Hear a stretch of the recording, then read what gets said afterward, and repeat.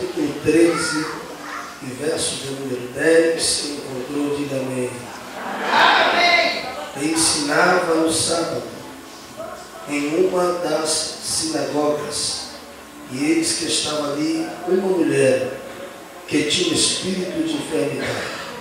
Havia já 18 anos, e andava encurvada, e não podia de modo algum endireitar-se.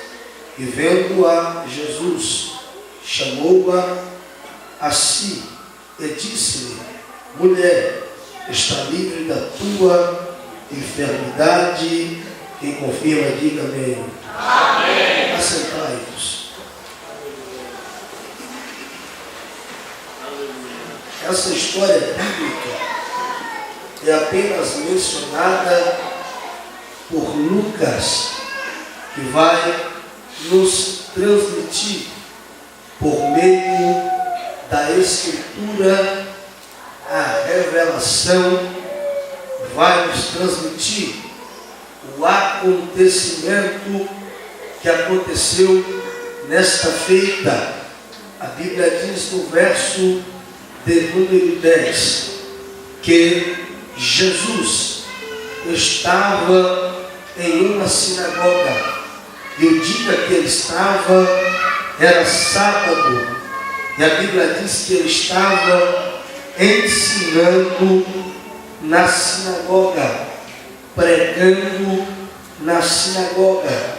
Olhando para o texto, observa que não conseguiremos ver a profundidade que o texto está declarando para nós. Lendo o texto sem compreensão ou sem meditação, nós não conseguimos entender o que é ter Jesus em uma sinagoga, ou o que representa Jesus estar nesse exato momento em uma sinagoga.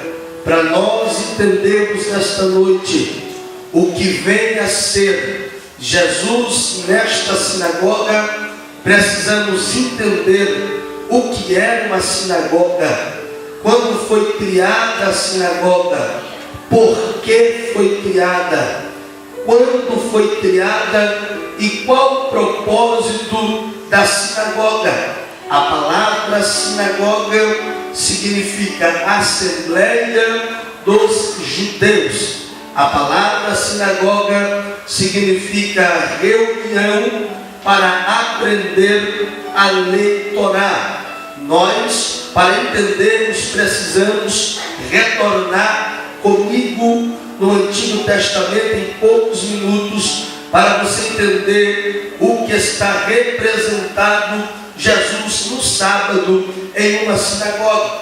Todos nós sabemos que Deus ordena a Moisés para fazer um tabernáculo móvel sobre o deserto, lugar este que era para se adorar a Deus. O povo adora a Deus 40 anos em um tabernáculo móvel.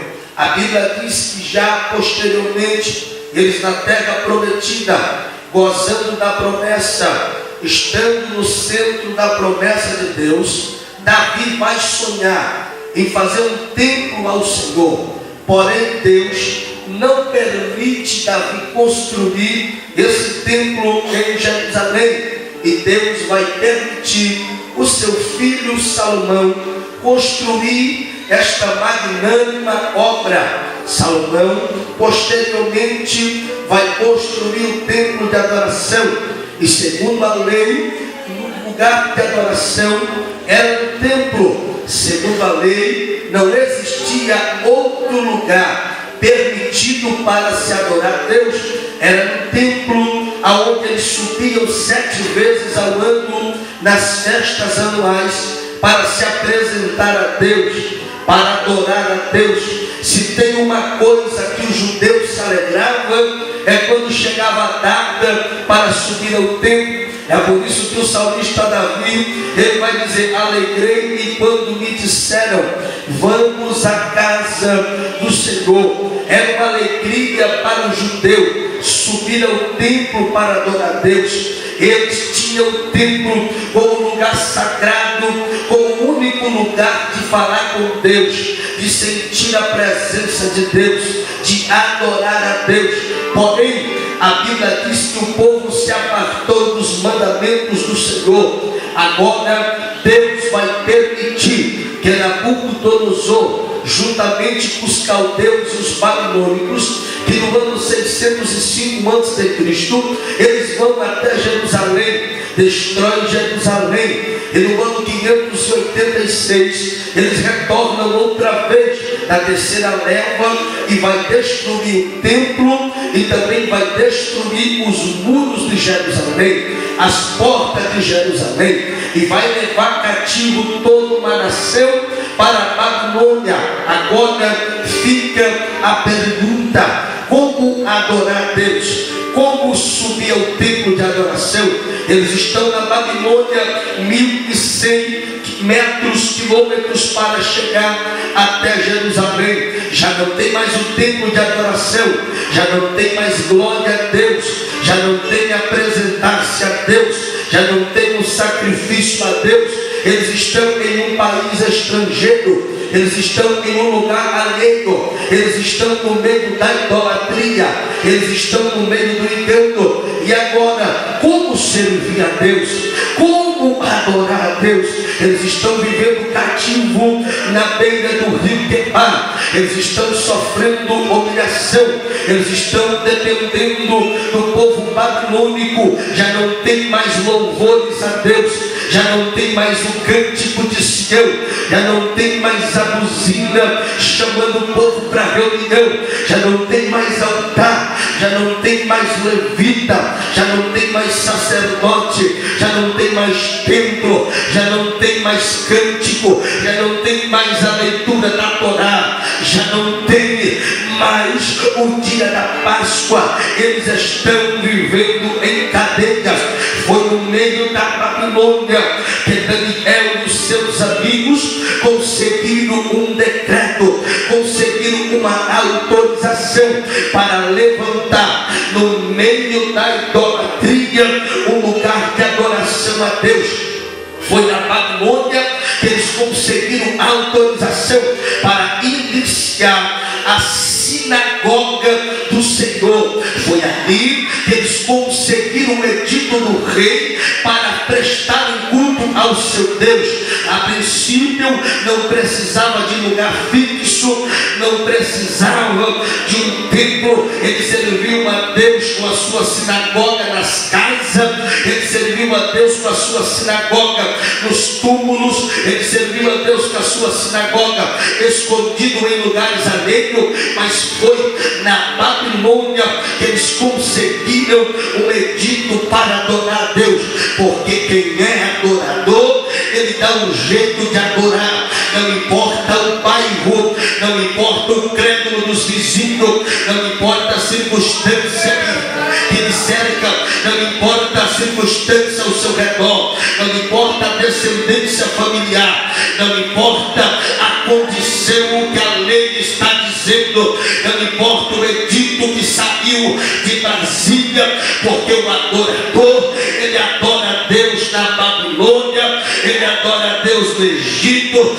ele adora a Deus na Síria, ele adora a Deus na França, ele adora a Deus independente do que estão dizendo. Ninguém consegue calar a boca de um adorador, ninguém consegue parar um adorador, ninguém consegue deter alguém sedento pela lei, ninguém consegue deter uma igreja que quer adorar. Pode a lei do Brasil apertar, se proibir no templo, a igreja vai para as casas, se proibir nas casas, a igreja vai para a rua, se proibir na rua, a igreja vai para as tumbas, se proibir nas tumbas, a igreja sobe para a glória. Mas nós não vamos parar de adorar a Deus, nós não vamos parar de servir a Deus, não importa a circunstância. Eu te convido, adore a Deus.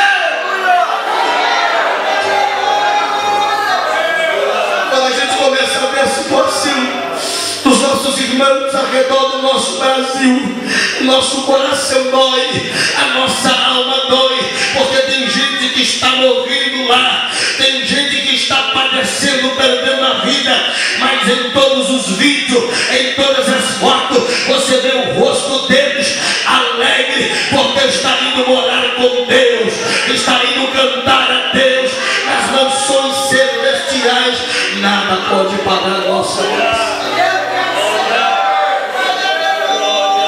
Na Babilônia eles conseguem o edito, mas o tempo foi passando e a sinagoga foi se preservando. Nos dias que Jesus sobreveio à terra, existia mais de 480 sinagogas. Mas existe um porém, existem 4 elementos para que houvesse culto na sinagoga. Primeiro elemento, para ter culto na sinagoga, precisava de um homem da tribo de Levi, que tinha conhecimento na lei Torá, para instruir o povo na lei de Deus. Segundo elemento, era necessário de um levita que sentava no lado direito daquele que ia transmitir a palavra, o sacerdote, para adorar a Deus. Terceiro elemento, era necessário ter 20 pessoas que estavam membradas naquela sinagoga. Quarto elemento, era necessário um fiscal para cuidar do lugar da adoração, seja em um templo, seja em uma casa. O fiscal era obrigatório para chegar primeiro de todos, zelar no ambiente e ficar na porta para recepcionar o povo, aqueles que eram permitidos entrar na sinagoga. Aí você me pergunta, o primeiro faz o quê? O primeiro, que era aquele que ia levar o povo pela palavra, que ia levar Deus pela palavra, era o sacerdote, era alguém que ia instruir o povo na palavra, era alguém que ia levar a palavra até o povo. Esse homem era responsável para ensinar todos os mandamentos de Deus, a santidade do Senhor. Esse homem era responsável pela palavra, que era lida a Torá, ensinar e instruir o povo. Esse homem levava Deus até o povo pela palavra de Deus. O segundo era um levita, ele levava Deus até o povo. Quando o levita adorava, ele trazia Deus até o povo. Há uma diferença entre quem prega a palavra, porque quem prega a palavra, ele leva o Deus até o povo pela palavra, mas quem adora Deus, ele traz o próprio Deus até o lugar aonde estão prestando culto. É por isso que o salmista Davi disse que Deus habita no meio do louvor. Quando você canta, adora, glorifica, se sacrifica, Deus desce no meio da igreja. E quando Deus desce, você já sabe, tem cura, tem libertação, tem restauração. Ele levanta o caído, ele exalta, ele abate o exaltado, ele restaura o quebrado, ele refaz, ele faz, ele manda. Ele é Deus. Enquanto a igreja adora, a igreja traz Deus para o lugar do culto. Enquanto você já observou que quando o levita começa a cantar e a igreja começa a entrar no meio da adoração, Deus desce no meio da igreja. Você já observou que quando você monta na bicicleta, quando você monta no carro, quando você monta na sua moto, você vai para o seu trabalho, você começa a falar com Deus e começa a adorar.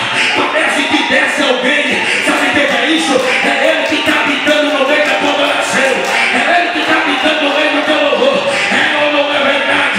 Sempre tem um hino que quando você começa a cantar, ele começa a ter dentro de você. Você diz, eu estou sentindo algo diferente. O que é isso, pregador, que eu sinto? É Deus na tua vida, é Deus na tua história, é Deus na tua adoração.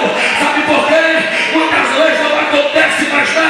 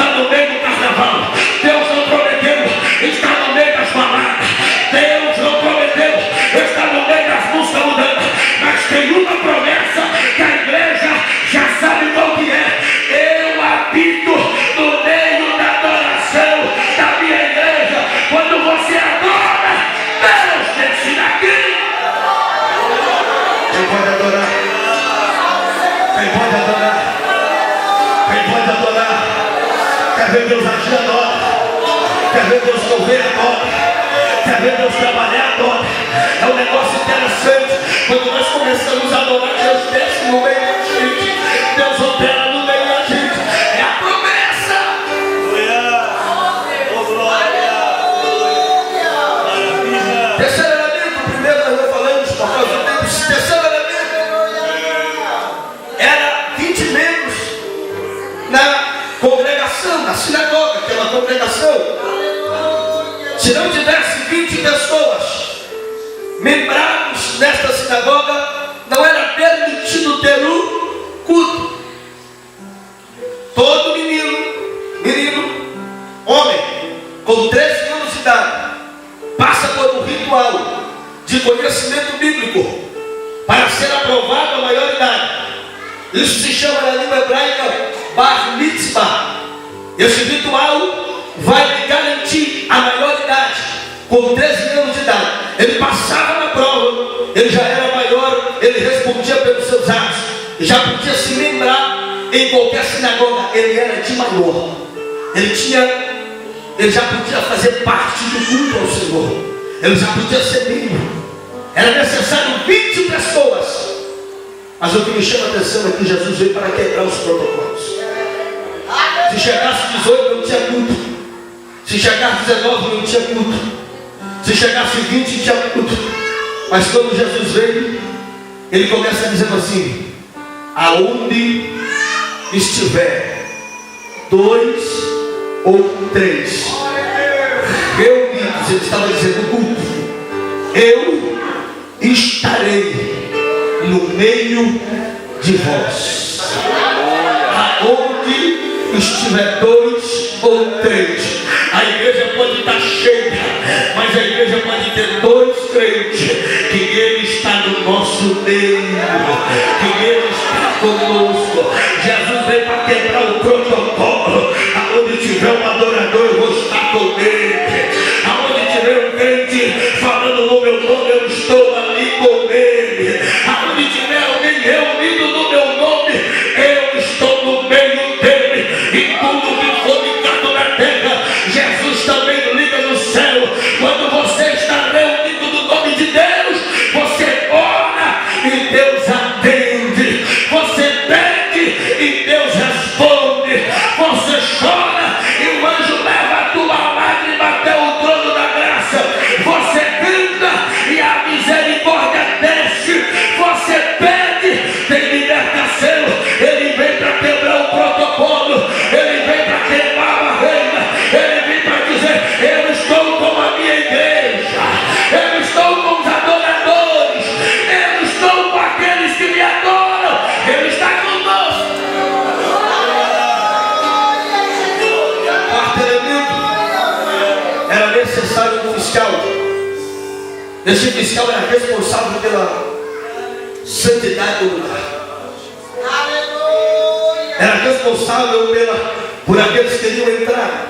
Não podia entrar paralítico. Não podia entrar quem tinha lepra. Não podia entrar quem tinha fruto cego. Não podia entrar quem tinha defeito algum. Ele ficava lá com a mão direita. Quando alguém via que não era apto para estar ao templo, eu te desconjuro pelo Deus de Abraão, de Isaac e de Jacó. Eu te desconjuro pelo Deus de Abraão, de Isaac e de Jacó. Eu posso entender que essa mulher foi muitos anos no culto, mas nunca conseguiu entrar. Ela adorava a Deus pelo lado de fora. Ela era defeituosa. Ela não podia entrar no templo.